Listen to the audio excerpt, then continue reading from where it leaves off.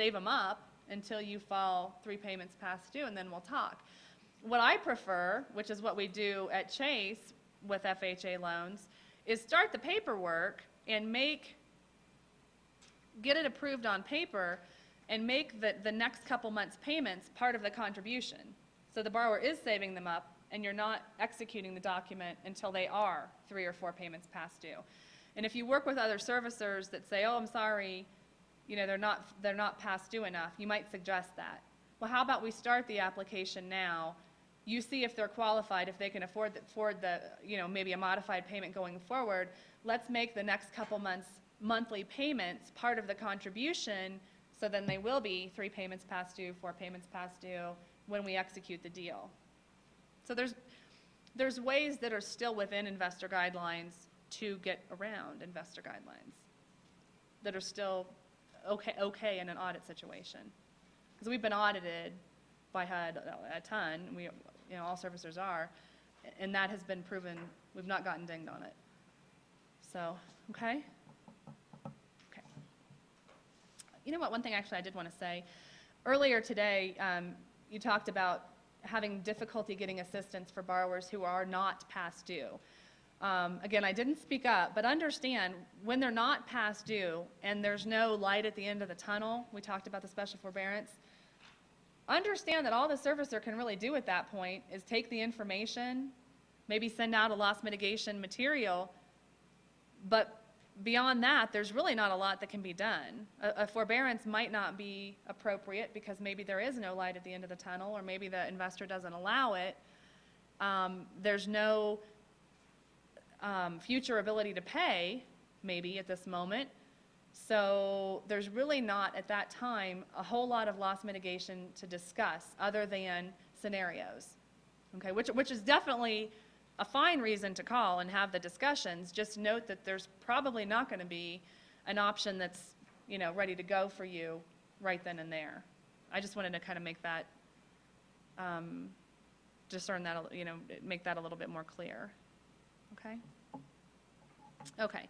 The liquidation options, I think we pretty much handled earlier today. I did want to make a couple of additional notes on the short sale. First of all, especially relative to prime conventional loans, so Fannie, Freddie, loans like that, note that sometimes a cash contribution might be required of the borrower to offset the investor's loss on the short sale. The situation that we're talking about here is a borrower who may be relocated for their job, you know, purchased a new house in the new area.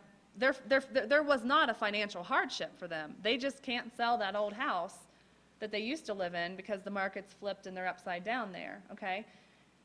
You'll note when we get into that part of the presentation, some investors require bank statements, pay stubs, 401k kind of information to be provided as part of a short sale application, and the reason is we want to make sure that there's not lump sums of cash sitting around that they could be using to offset a loss. And again, it comes down to loss mitigation proper. Why would the investor take a $30,000 loss on this property when the borrower is sitting on $18,000? Why can't he contribute 10 to offset that loss? You know, he signed the note, said he'd pay it. Okay, he's not going to. So plan B is to accept this short sale, but if he can offset that loss, you know, let's ask him to. So just know that second bullet point there can sometimes happen. We talked earlier about the foreclosure process. Most of the time it's what we call a dual track thing, loss mitigation, foreclosure, or moving down the track toward their ultimate goals. We hope that a workout situation will be the first thing that happens so we can stop that foreclosure.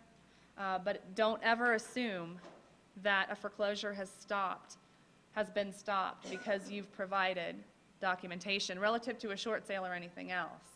Always clarify or verify that to make sure. If it is your understanding, make sure. There are some investors that have some really kind of out-of-the-box guidelines relative to short sales, which we'll get into here in a second. FHA is that investor. As I work more with the FHA and in this, as I said, I kind of team taught a loss mitigation training class, I realize how what the